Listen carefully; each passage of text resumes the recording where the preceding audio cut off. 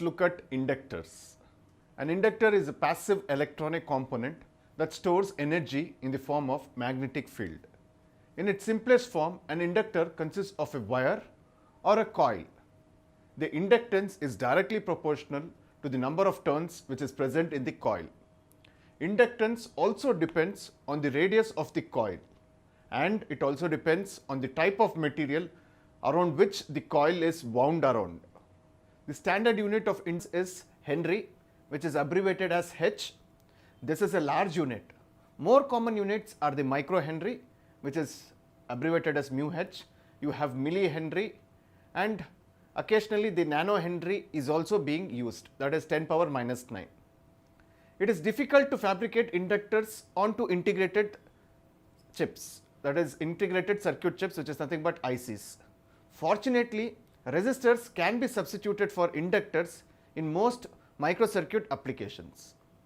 In some cases, inductance can be simulated by simple electronic circuits using transistors, resistors and capacitors, which are fabricated onto the IC chips.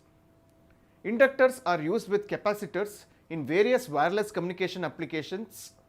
An inductor connected in series or in parallel with a capacitor can provide discrimination against any unwanted signals. According to the Faraday's law of electromagnetic induction, when the current flowing through an inductor changes, the time varying magnetic field induces an voltage in the conductor. According to the Lenz's law, the direction of the induced EMF opposes the change in the current that created it. Hence, induced EMF is opposite to the voltage applied across the coil. This is the property of an inductor. An important thing to note, an inductor blocks any AC component which is present in a DC signal. The inductor is sometimes wrapped upon a core, for example a ferrite core. The inductor with its components is as shown.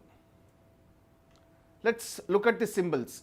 The symbols of various types of inductors are as shown.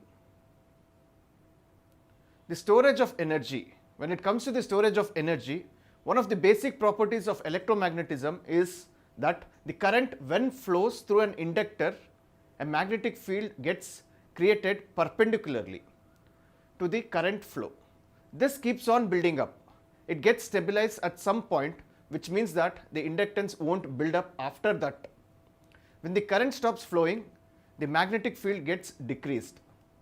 The magnetic energy gets turned into electrical energy. Hence, energy gets stored in this temporarily in the form of magnetic field. Hence, energy gets stored temporarily in the form of magnetic field. Let's look at the working of an inductor. According to the theory of electromagnetic induction, any varying electric current flowing in a conductor produces a magnetic field around that, which is perpendicular to the current. And also, any varying magnetic field produces current in the conductor present in that field, whereas the current is perpendicular to the magnetic field. Now, if we consider an inductor which is made up of a conducting coil, and when some current passes through the inductor, a magnetic field is created perpendicular to it, which is indicated as shown. Now, here we have a varying magnetic field which creates some current through the conductor, but this current is produced such that it opposes the main current which has produced the magnetic field. If this current is named as Im, which means the current produced due to the magnetic field, and the magnetic field is indicated by beta, the following figure indicates the same. This opposing current gains strength with the varying magnetic field, which gains energy by the input supply frequency. Hence, as the input current becomes more and more higher with a high frequency, the resulting opposite current also gains its strength in the opposite direction to the very cause which is producing it. Now, this opposing current tries to stop the high frequency AC to pass through the inductor, which means nothing but blocking of AC. The property of an inductor to get the voltage induced by the change of current flow is defined as inductance. Inductance is the ratio of voltage to the rate of the change of the current. the rate of change of current produces the change in the magnetic field, which in turn induces an EMF in the opposite direction to this voltage source. This property of induction is known as EMF. Let's look at types of induction. There are two types of induction. One is self-induction and mutual inductance. When it comes to self-inductance, in other words, inductance of the coil is defined as the property of the coil due to which it opposes the change of the current flowing through it. Inductance is attained by a coil due to the self-induced EMF produced in the coil itself by changing the current flowing through it. If the current in the coil is increasing, the self-induced EMF produced in the coil will oppose the rise of the current. That means the direction of the induced EMF is opposite to the applied voltage. If the current in the coil is decreasing, the EMF induced in the coil is in such a direction so as to oppose the fall of the current. This means that the direction of the self-induced EMF is same as that of the applied voltage. Self-inductance does not prevent the change of current, but it delays the change of current flowing through it. This property of the coil only opposes the changing current, which is nothing but the alternating current, and it never and does not affect the steady current, which is the direct current when it flows through it. Let's look at the expression for the self-inductance. E is equal to L into di by dt, or else we can tell it as L equal to E divided by di by dt, where di by dt is the rate of change of the current and E is nothing but the self-induced EMF of the coil. Next, we'll look into mutual inductance. The mutual inductance between the two coils is defined as the property of the coil due to which it opposes the change of the current in the other coil, or you can say it is in the neighboring coil too. When the current in the neighboring coil changes, the flux sets up in the coil, and because of this, changing flux is induced in the coil, which is called as the mutual induced EMF, and this phenomenon is known as the mutual inductance.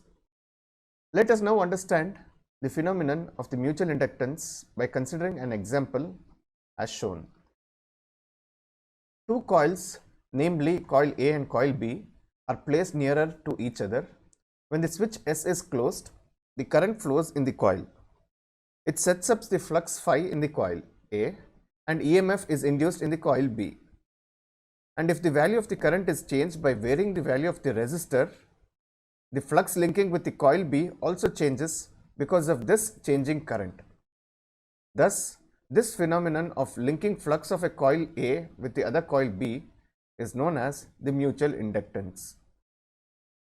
For determining the mutual inductance between the two coils, we got this expression EM equal to M into di1 by dt. The property of an inductor to get the voltage induced by the change of the current flow is defined as inductance. Inductance is the ratio of voltage to the ratio of the rate of change of current. The rate of change of current produces change in the magnetic field, which in turn induces an EMF in the opposite direction to the voltage source. This property of the induction of the EMF is known as the inductance. The formula for inductance is given as voltage rate of change of current. The units for it, inductance, is Henry. It is indicated by L. The inductors are mostly available in millihenries and microhenries. A coil is said to have an inductance of 1 Henry when an EMF of 1 volt is self-induced in the coil, where the current flowing has changed at a rate of 1 ampere per second.